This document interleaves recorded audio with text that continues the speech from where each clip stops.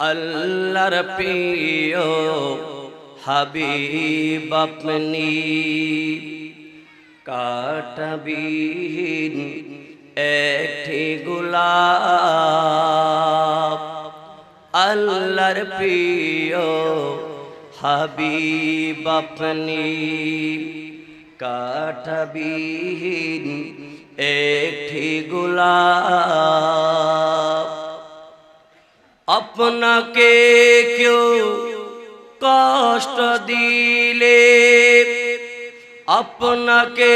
কেউ কষ্ট দিলে স্বয়ং আল্লাহ দেই জবাব আল্লাহর প্রিয় হাবিব আপনি কাঁটাবিহীন একটি গোলাপ